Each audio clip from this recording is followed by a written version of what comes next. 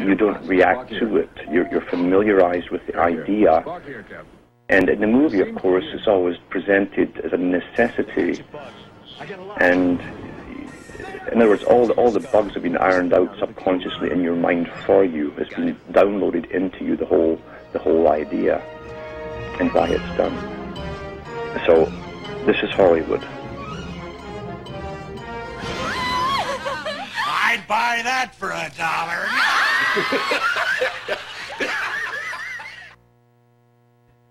Welcome back. You're watching The Echo, episode number 16 on Channel 4. My name is Q Marskiani.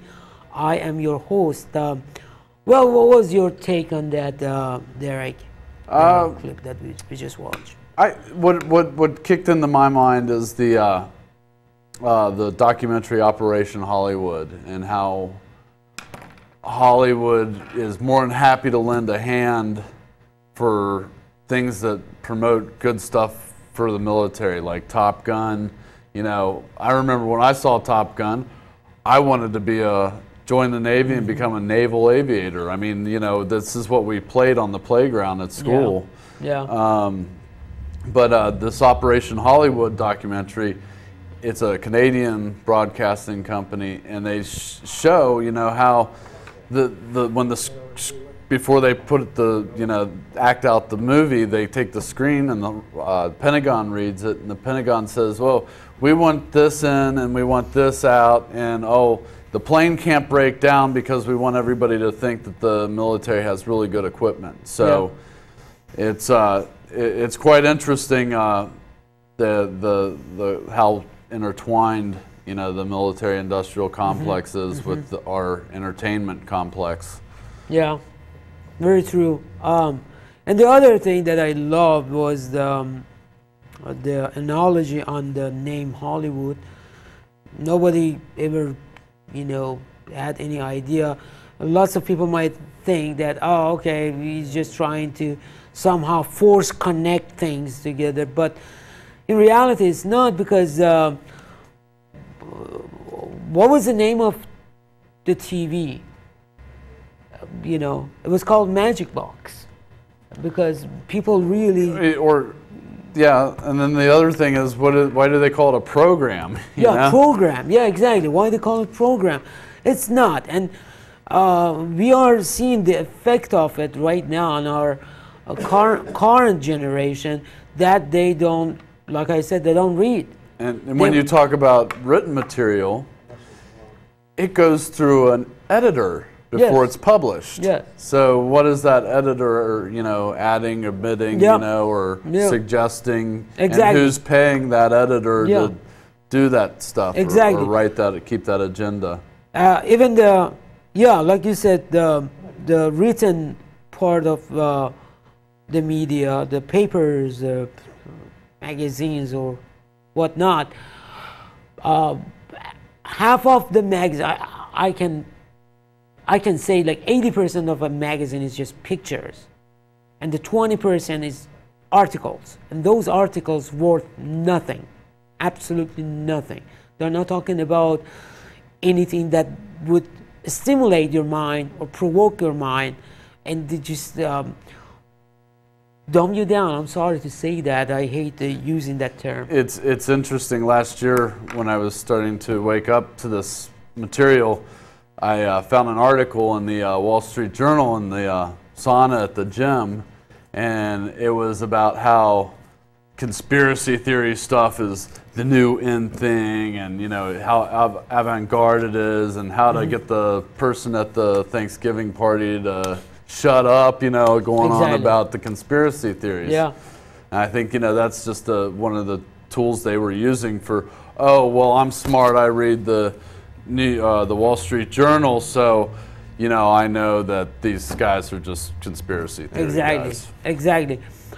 And also, we want to find out what exactly affects chemically on our brains. What happened when we watch a program? Like you said, the TV has certain frequencies and energy waves, and as you know, based on the findings, the recent findings by not but by just psychologists, by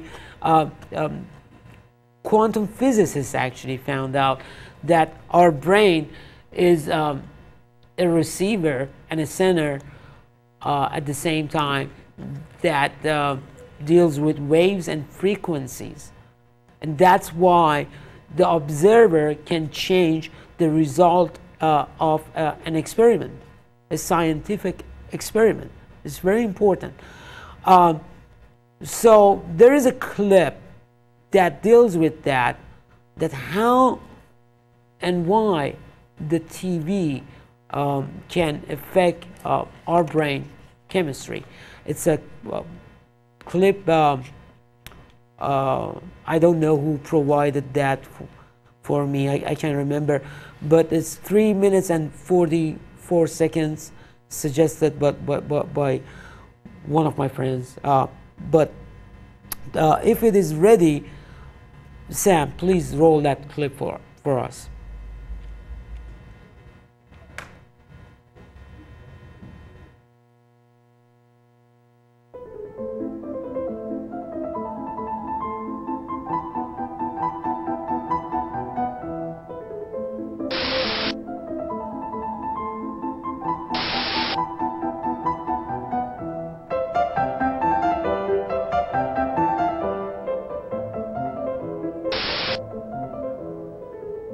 75% of the commercial network television time is paid for by the 100 largest corporations in North America. Some corporations have television budgets that range into the billions per year. Television producers compromise and end up mitigating their desires for those of the advertisers. Thus, television is effectively a private medium for their use only.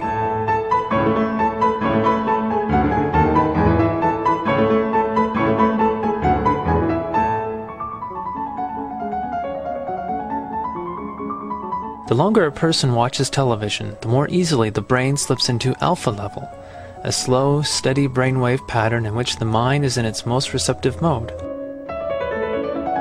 Images and suggestions are implanted directly into the mind without viewer participation. An effective hypnosis is induced, and the viewer surrenders to the unending television image stream.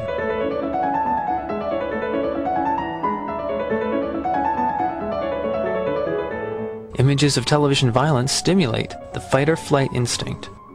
But since it would be absurd to react to television violence, the viewer suppresses the emotion. Viewers are drawn back and forth on cycles of impulse and suppression. When the set goes off, this stored-up energy bursts forth in frantic behavior commonly associated with childhood hyperactivity.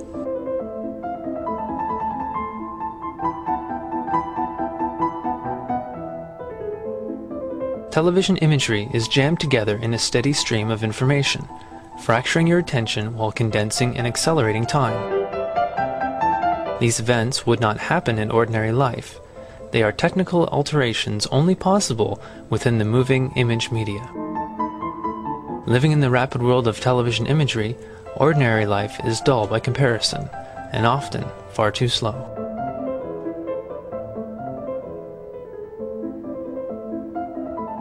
People who immersed in the surrogate reality of television life deal on a daily basis with a reality totally unlike any that has preceded it. The image stream is a steady, mixed-up stream of real, unreal, and semi-real events.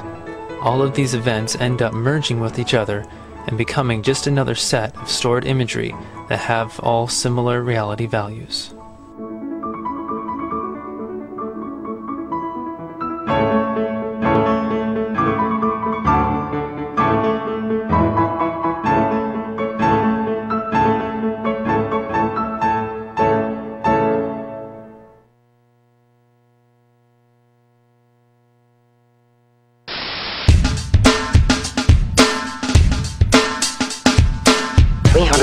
Volts of electricity burst into flame.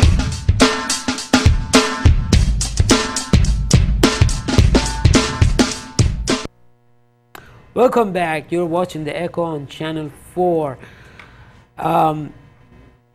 That was a great clip about the effect of TV waves actually on and TV images on our brain chemistry.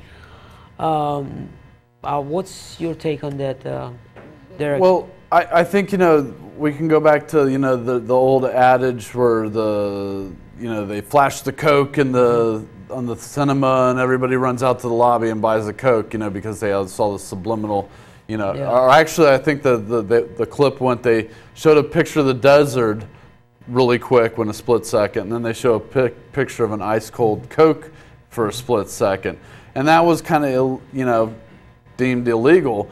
And then, but, you know, just as you have, you know, the guy eating the Doritos in the movie or the guy drinking the Coke in the movie, you know, you have those placements, those advertising placements. Mm-hmm.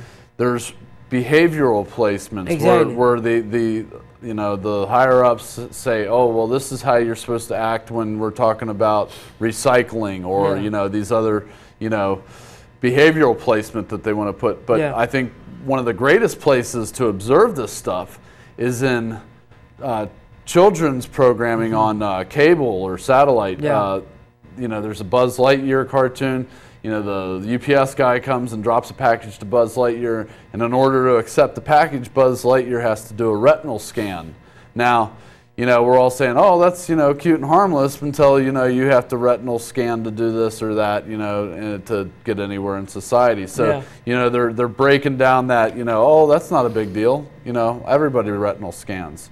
So, I don't know, that was, you know, kind of what I was, you know, caught. But yeah, I mean, there is, they've studied us. They've studied us to a T, and you know, they're gonna, you know, use that stuff they've learned to make profits, to control the sheeple.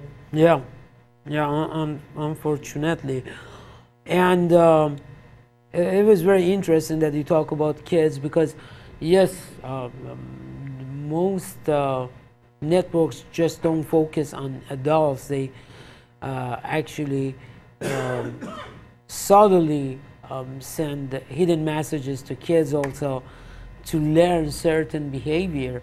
The cartoon